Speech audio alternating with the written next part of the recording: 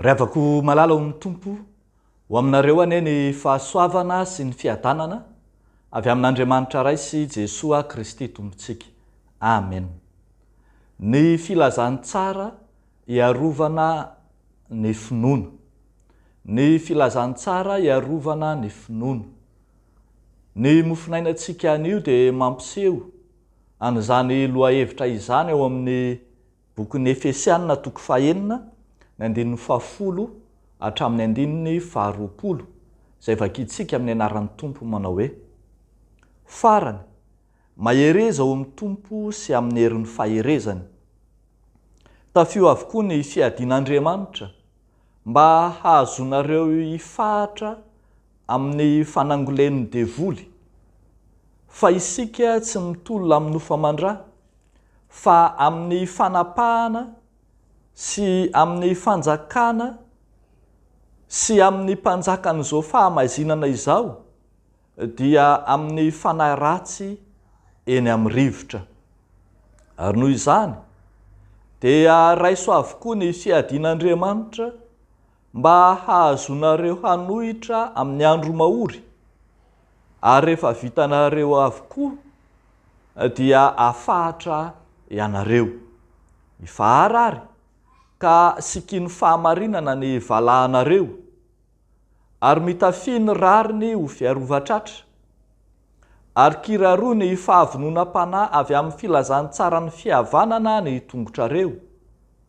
Ary ho fanampiny izany rehetra izany dia tamin'ny finoana ho ampinga, izay hahazonareo hamono ny zanatsipika mirehitra rehetra alefan'ilay ratsy.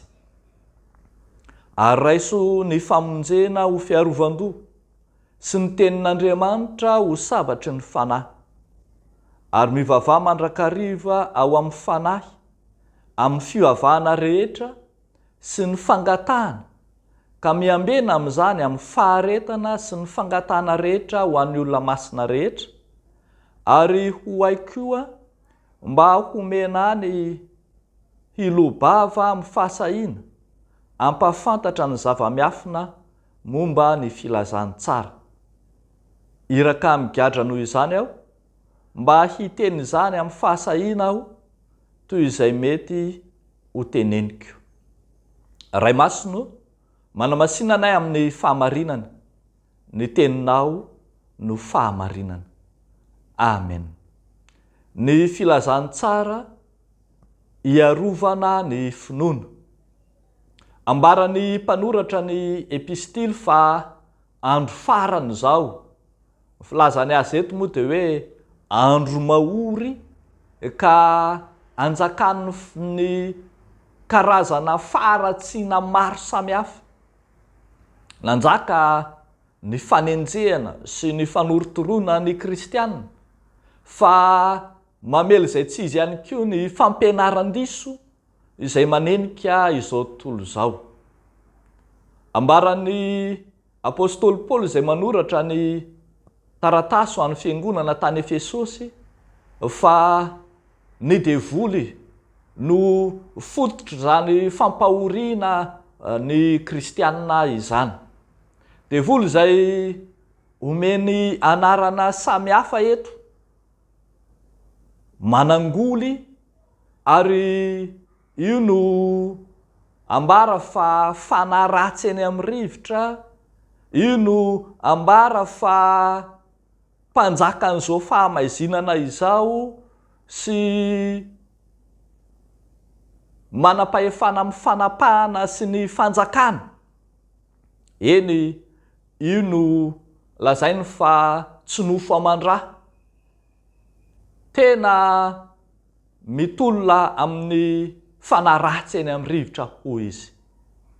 Araka izany dia satria ady masina, ady ny kristianina ny anohitra izany faharatsiana amin'ny endriny rehetra izany, dia raisina tahaka ny miaramila miantafika ny mino, ka dia ny filazantsara no entina manohitra ny fahavalo. Ny filazantsara no fitaovam-piadiana izay raisiny mino hatrany atapon-doka hatrany apalady, mitafy ny filazany tsara ny mino araka ny voalaza eto dia misikina fahamarinana sy ny rariny ho fiarovatratra, mikiraro ny fahavonona panahy, eny mitana ny finoana ho apinga, mandray ny famonjena ho fiarovan-doha sy ny tenin'Andriamanitra ho sabatry ny fanahy. Rafitinina dia ny filazany tsara manontolo mihitsy no entina manohitra ny ratsy. Ny filazany tsara izay torino, ambara, ampahafantarina izao tontolo izao. Ny filazany tsara izay miivo ao amin'i Jesosy Kristy no ahafahana mandresy ny herin'ny fanahy ratsy. Mahatsiaro tsika ry havako malala an Jesosy Kristy nalay mpanahy tany anefitra fahizay, fa io filazany tsara io na ny tenin'Andriamanitra no niarovana tsy ho azo ny fakapanahy. Ka na inona teny izay nambarany devoly entina andresen-dahatra ka nakana fanahin Jesosy, farafakely ny telo ataon'i Jesosy napiasa ny tenin'Andriamanitra mandrakariva mba hialana amin'ny fanangolen'ny devoly, mba hanoerana any Satana sy ny asany ary ny asa ratsiny rehetra. Ry havako malala ao amin'ny Tompo, tokony ho fantatsika tsara fa fiainan'ny fiangonana ny mametraka ny filazany tsara ho lohalaharana, mba hibaiko ny fiangonana amin'ny zavatra rehetra ataony, amin'ny tetikasa tanterahany ary amin'ny fampianarany, amin'ny finoany. Eo anatrehan'ireo izay finoana samihafa miakadapa, ireo fampianaran-diso miakadapa ka mitady andresy lahatra ny finoana kristianina na androdana ny finoana kristianina, dia io filazany tsara na ny tenin'Andriamanitra io no sabatry ny fanahy, hiarovana ny finoana kristianina, ka izay rehetra tsy araka ny filazany tsara dia ravana sy arodana. Ary miazona kosa ny fampianarana mifanaraka amin'ny filazany tsara ny fiangonana. Ny filazany tsara no entin'ny fiangonana hanoerana ny fampianaran-diso rehetra, ny fampianarana samihafa izay maniry hety sy aroa dia toerin'ny filazany tsara, izay toerin'ny filazany tsara dia adaboko, ajanona, atsahatra, tsy raisin'ny fiangonana izany. Fa mbola io filazany tsara io koa no fitaovana mampahery ny mino, hiatrehana ny fahavalo, hiatrehana ny fanenjehana, hiatrehana ny fampahoriana maro samihafa. Izay velon'ny filazany tsara dia manana hery hiatrehana ny ho avy, hiatrehana ny fiainana ary manana finoana matanjaka tsy azo ozongozonina. Haitsika tsara fa Jesosy Kristy ilay maty sy nitsangana tamin'ny maty no fototry'io filazany tsara io. Zany no natonga ny apôstôly Paoly hiteny manao hoe fa raha tsy natsangana tamin'ny maty Kristy dia foana ny toro-teninay, dia foana ihany koa ny finoanareo. Ny finoana dia avy amin'ny toro-teny, ary ny toro-teny dia avy amin'ny tenin'i Kristy. Tenin'i Kristy izay manambara fa efa maty Kristy ary natsangana tamin'ny maty izy ho famonjena izao tontolo izao. Io no fototra maha-kristianina ny kristianina. Ka ny kristianina tsy mitory fa maty sy nitsangana tamin'ny maty Kristy dia finoana zava-poana ihany zany, finoana hevitravina ihany zany, eny finoana tsy miorina amin'ny filazany tsara.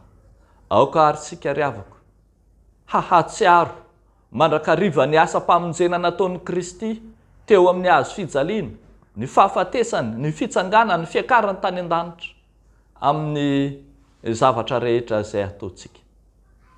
Dia ho an'Andriamanitra irery any ny voninahitra. amen. Ivavaka isika.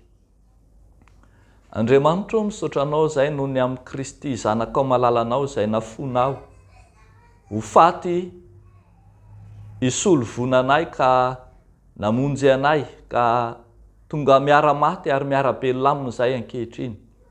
Io no hery atrehanay ny finoana kristianina, anoerana ny fampianaran-diso maro samihafa zay miely etsy-aroa.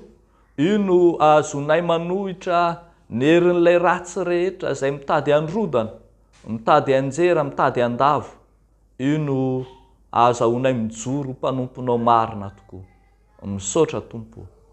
Amin'ny tian'ity zay dia mametraka eo ambany fahasoavanao ny fiainam-panahin'ny tsiraray avy, ny fiainam-panahin'ny mpino, ny kristianina, indrindra ny amin'izay anomanany fony sy ny fanahy hiatrehana ny fanomponanao rahampitso alahady voalohany amin'ny herinandro.